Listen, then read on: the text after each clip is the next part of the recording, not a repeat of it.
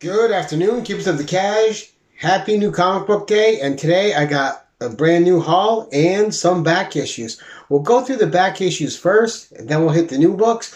But hopefully everybody had a great brand new comic book day. And without further ado, let's get into it. Let's see. So for the back issue haul, we have just a pure nostalgia purchase from Star Comics. And this was Defenders of the Earth, number 1. This is my third copy of that. But number 2 and number 3. So each one is just a 3-issue miniseries, and based on the cartoon from 86 and 87 that ran for 65 episodes. It featured characters from the newspaper strip that were owned by King Features Syndicate. And you had a couple Leaf Hawk characters in here with Mandrake the Magician, Lothar, and the Phantom. And you had Flash Gordon as well as leader of the group. And not only with them, but you also had their kids. You had Rick, who was Flash Gordon's kid. You had Jetta, who is the Phantom's kid. Kashin, who was adopted by Mandrake the Magician. And LJ, who is Lothar's kid. And together, they all fight against Ming the Merciless, who used up all the resources on Mongo and now is trying to take over Earth to use up our resources. So, cool concept. Dale Arden is not in this. Fun little fact, in the first episode, Dale Arden, Flash's wife, is killed by Ming the Merciless when she won't give him the information that he wants. But her consciousness and her psyche are transferred into a crystal. And they use that crystal to transfer her consciousness into a computer, which aids them in their fight. So cool little stuff. Great little cartoon. Like I said, ran for 65 episodes. And it's just a pure joy to have that stuff. So next, we had the Savage Sword of Conan Annual. The only one there ever was. This is my second copy. This is a near mint copy. And nice crispy spine, but I got my reader in there, which is also in good shape, but it's about 657. This is definitely in the 9.0 or a little bit higher range. And last, pick this up while it was cheap, because who knows what's going to happen in the MCU, especially with Blade coming into our universe. So this is Bizarre Adventures number 33. And the significant thing about this issue is it's the first appearance of the Varney, the vampire race, in comics. And it was actually in this magazine with this cheesy photo cover. But the art inside is great. You get the first appearance of the Varney, who supposedly created Dracula. And you actually get their origin in a Conan the Barbarian issue, issue 245. So 2 key issues there. And next, we're just going to get to the new comics. So, a lot of extra covers this week, but let's see. The first up, we'll go with the magazines. So we got Shudder number 3. Just great art. I'm not sure that might be an Ovi cover, but that looks pretty nice. Great little retro horror type magazine. Just absolutely enjoy these every month. And then we have Alter Ego by Roy Thomas, the Alfredo Alcala issue. Just one of the greats in comics history, and just tons and tons of information on this incredible Filipino artist and inker. This guy had a magnificent career and created a lot of great things, man. Just an all-around talent. And then for the new comic book day, let's go. So first up, this is another back issue buy, and this is Tor in Spectacular 3D with the 3D glasses on the back. But I also have a good hard plastic pair that I bought off eBay for $6 that are incredible. These work great too, though.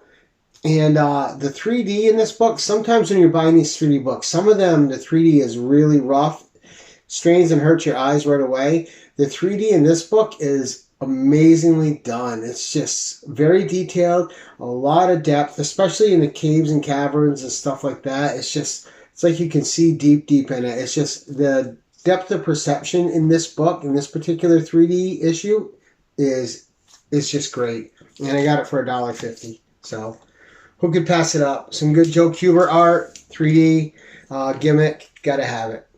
Then I got 2 more back issue buys. So Angela, Queen of Hell, number 5. I may or may not have it. I can't remember, but I picked it up. And number 3. I may or may not have it. I don't remember, but I picked it up. There's one issue in the run that I'm missing, and I can't remember it right now. And I was at the comic shop, and those 2 were there, so they came home. All right. And next, Supergirl, Woman of Tomorrow. 1 more issue to go. And a comic that has just spectacular art. I read little pieces here and there to see if I was going to like it. And I enjoyed the little bits and snippets I peeked in on. But I'm waiting to get the last issue and then read it as one giant story arc. But I really love the art in this. And really reminiscent of Heavy Metal magazine to me. All right, Red Sonja, black, white, and red, number 6, Jay Lee cover. I did not see, our store did not get the Perillo cover this week. If there was one, I'm going to have to check. So I may have to search that out. And then Red Sonja, black, white, and red. All right, so we got those 2 covers.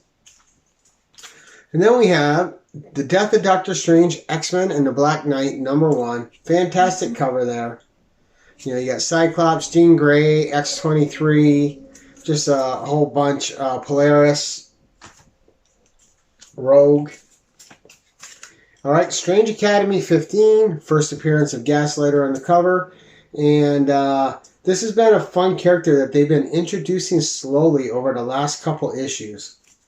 And in a smart way, with a character that's become a little damaged through no fault of their own, but he sees the gimmick with this guy. What he does is he grants wishes, but the catch is you don't know what it's going to cost you, right? So they haven't revealed that yet. So the story's been fun. They've been setting up the intrigue to get you hooked. It's working for me because I've been loving it. And the character that is getting tricked into getting wishes from him is a very sympathetic character. So you really connect with him right away.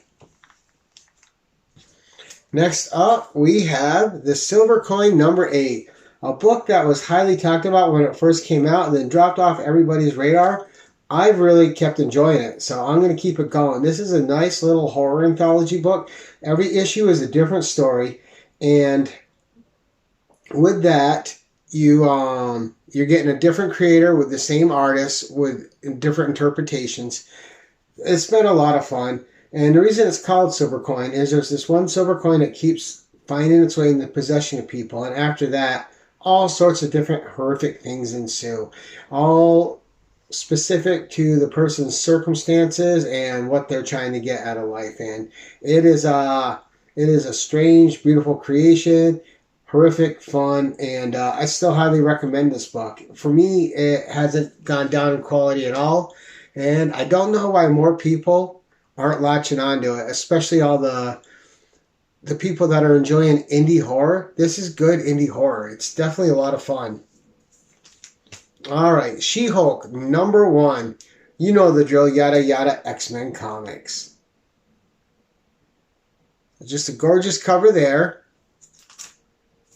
Absolutely beautiful. But then we also got the Adam Hughes. So we picked that up. There's only 1 or 2 of these in there, so I made sure to grab that.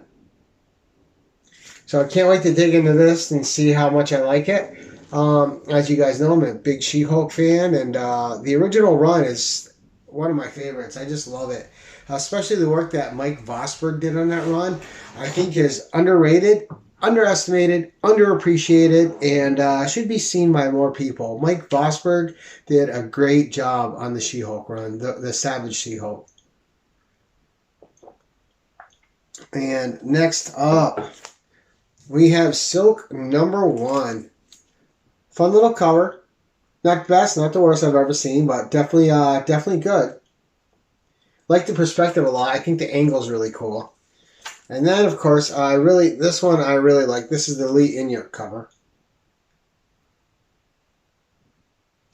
So I like the last 5-issue mini, and I know some people were up and down with it. Some people really liked it. Some people didn't. It really worked for me. I liked the character. It was someone I got on board with a little late because when she first came out, I wasn't collecting again at that time. So, but it's been fun catching up. And here we go. Last one. The Defenders, number 5. Now, I got to check. I have to see if this is the last issue, if there's another one coming out. But got to read that now. But that's the haul for this week, guys. Let me know what you thought. Did you like the retro issues? Do any of you remember Defenders of the Earth? Have any of you ever watched it? Great characters. Characters that I wish were used today. Mandrick the Magician's awesome. Flash Gordon's awesome. Lothar. I mean, we need the Phantom. All these overlooked characters from the Golden Age of comics and the Silver Age of comics that should be more prominent than they are today. The new comics, I think there's a lot of good stuff there. I can't wait to read it. What's going to be your number one read of the week? It's tough for me, but if I had to choose what I'm most looking forward to reading this week, it is probably going to be it's going to be a tie. We're going to say Strange Academy 15 and She-Hulk number 1. I've been waiting a while for the She-Hulk to come out, and I'm ready to read it. But Strange Academy has been a consistently good ride throughout all 15 issues, and I don't see that stopping anytime soon. At least I hope not. But that's it for today, guys. Hope everyone's having a great day, and until next time, keep it casual.